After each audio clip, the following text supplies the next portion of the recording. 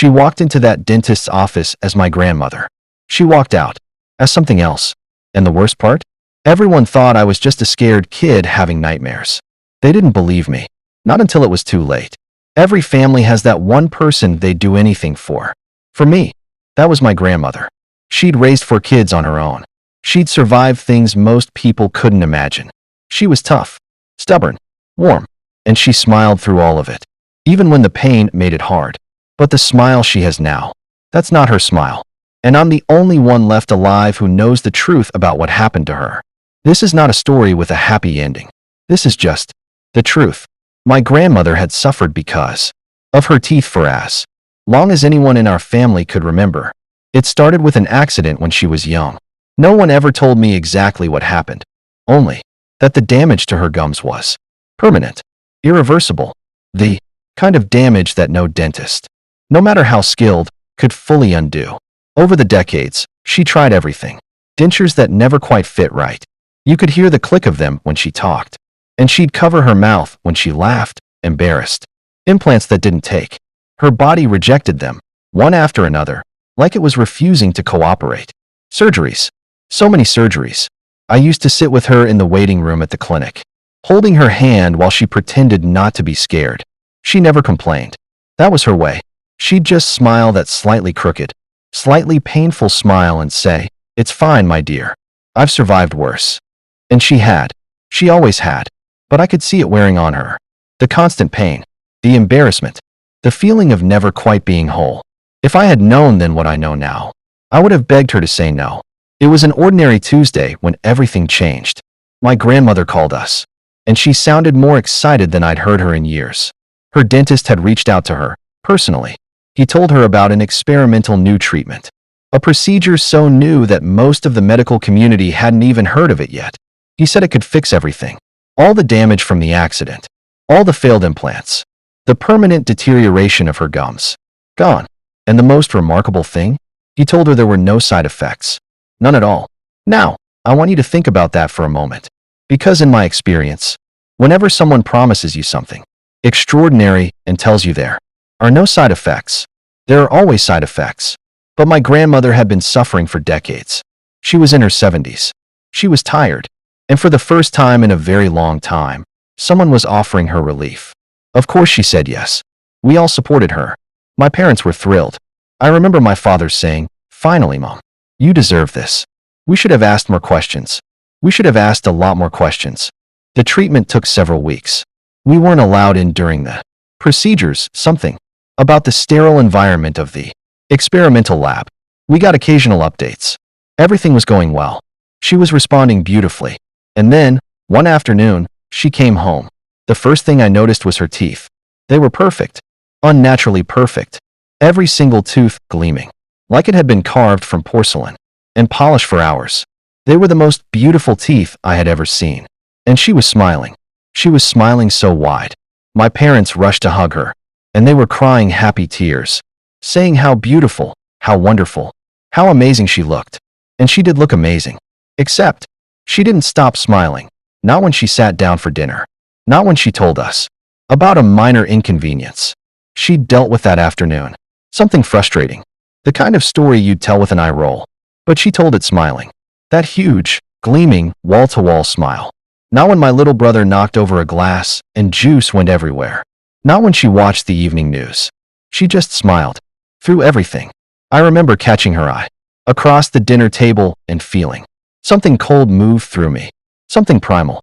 Some part of my brain that I couldn't explain at the time was screaming that something was wrong. My parents thought she was just happy, just relieved after a lifetime of pain. I sat there across from her and tried to convince myself they were right. I almost did. But then came the first night. I woke up around 2 a.m. I don't know why. No noise, no dream. I just woke up and felt the need to get a glass of water. I padded down the hallway in the dark, and I could see the kitchen light was already on. My grandmother was standing at the counter. She had poured herself a full glass of water. I could see the empty pitcher on the counter, and she drank it. The whole thing, in one long, continuous swallow. And then, she picked up the glass, and she ate it. I stood there in the doorway of the kitchen and watched my grandmother chew a glass tumbler the way you or I might eat an apple. The cracking, splintering sounds. The way her lips bled where the shards cut them. The blood running down her chin and dripping off her jaw. And she was smiling the whole time. She turned and looked at me. And she just smiled. I ran back to my room and locked the door. And sat against it with my knees pulled up to my chest, listening to my own breathing. I told myself I dreamed it. I told myself it wasn't real.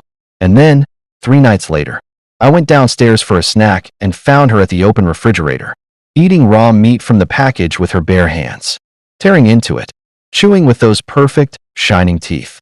I was not dreaming. Now I want you to stay with me here, because what I just described, that's not even close to the worst of it. What happened next is something I have never been able to talk about out loud. Not to a therapist, not to a social worker, not to the officers who interviewed me. But I'm going to tell you now, because someone needs to know. Someone needs to believe me. So please, keep watching, because this is where it gets real. I told my parents. I told them everything. The glass, the raw meat, the way she smiled even when her mouth was bleeding. My mother listened with concern, but then gently told me I was having nightmares. That the stress of all the changes, grandma being sick, the treatment, having her home, had gotten into my head. My father was less gentle. He told me to stop trying to scare my little brother and to grow up. I stopped talking about it. I started watching. I moved something heavy in front of my bedroom door at night. I slept lightly. I listened. And then, on a Thursday night, I woke up to screaming. Not a nightmare scream. Not a gasp in the dark. A real scream. From my parents' room. Raw and high and cut brutally short. I was out of bed and running down the hall before I even knew I was awake. The door to their room was open. My father was on the floor. I can describe what I saw, but I want you to understand that some images, once they're in your mind, they never leave. I have carried this picture for years, and I will carry it until I die. His chest was open. Not like a wound, like something had been inside it and forced its way out. His eyes were still open. He looked almost surprised. My mother was against the far wall, and my grandmother was crouched over her. She looked up when I came in. She had blood on her face, on her neck, on those perfect, gleaming, terrible teeth. She swallowed, and she smiled at me. My favorite grandchild, she said in that warm, familiar voice that I had loved my whole life. I'm sure you're sweeter than your little brother. I didn't move for what felt like an eternity. And then my body just moved. On pure instinct. I ran. I ran to my little brother's room. I threw open the door and ran to his crib and looked in. White sheet. A small dark stain. Nothing else.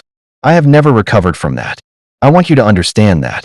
Some part of me is still standing in that room, staring at that white sheet. I slammed the door. I flipped the lock. She was in the hallway almost immediately. I could hear her, not walking, not shuffling, moving fast. Too fast for an old woman. She hit the door hard enough to shake the frame. And then she made sounds I will not describe. And then her voice changed.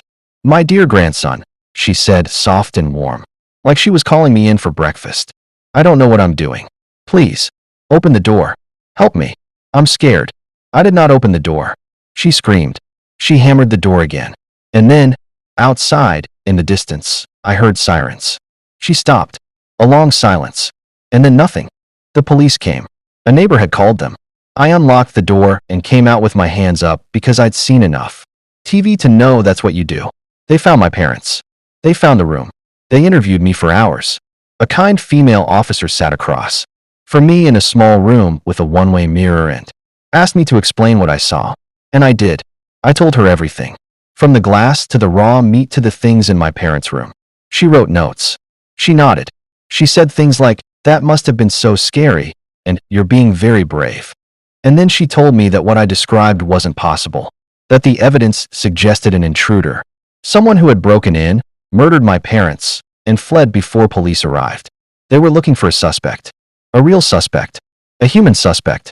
My grandmother was missing, which to them meant she had also been taken by the intruder, or possibly also killed and the body disposed of elsewhere. They called me traumatized. They called my account the product of shock and terror. A child's mind trying to make sense of something incomprehensible. Maybe that would have been easier to live with. The truth was worse. I spent several months in an orphanage while the state sorted out what to do with me. It was a clean enough place. The staff were mostly kind. But I didn't sleep without a chair against the door. And I didn't eat at communal tables. And I didn't let any of the other kids get close to me. Because I didn't know what was safe anymore. I didn't know who could be trusted. I watched. That's all I did. Watch. I watched for smiles that were too wide. I watched for hunger that didn't make sense. I watched for sounds in the night. Months passed. I began to feel like maybe, I could start to breathe again. And then one of the staff members came to find me during free period. She was smiling, a normal, kind smile. Nothing like that. And she told me that my official guardian had arrived to pick me up. I went cold. My guardian? I said, what guardian? She explained that a family member had come forward, had filed the appropriate paperwork, had legal custody. I walked down the long hallway toward the front entrance. I could see the gate from the window at the end of the hall. And standing there, at the gate, wearing a nice coat and holding a small handbag like she was meeting me for lunch, was my grandmother. She looked wonderful, healthy, rested, and smiling. That smile. She saw me through. The glass in her eyes lit up, and she raised one hand in a small wave. The staff member beside me said, "Isn't that lovely? Your grandmother came all this way for you." I couldn't speak. I watched her lips move as she looked at me through the glass. I couldn't hear her through the window, but I knew exactly what she said. I have spent every night since trying to forget the way. Her lips curved around those words. Isn't that my sweet, sweet grandson? That's where my story ends. Or rather, that's where my story stops. Because I don't know what came after. I don't know what happened at that gate. I don't know who I spoke to, or what I said, or how I got away. Some memories, the mind buries. Maybe that's mercy. What I do know is that I'm telling you this now, which means I'm still here, which means I made it out of that gate somehow. And I know that somewhere, out there, there is a dentist's office with a sign out front that says something warm and welcoming. And somewhere, there is a grandmother who suffered for years and received a phone call that changed everything. And she came home smiling. If you know someone who recently had an experimental procedure, watch their smile. Not whether they smile, whether they stop. Like this video if it kept you up tonight. Subscribe, I have more stories. And leave a comment telling me, what would you have done at that gate? If this story is already messing with you, hit that like button right now and subscribe so you never miss one of these. Keep watching, it gets so much worse. Subscribe for new horror every week. Leave a comment, what would you have done at the orphanage gate? And check out for another story that will ruin your sleep.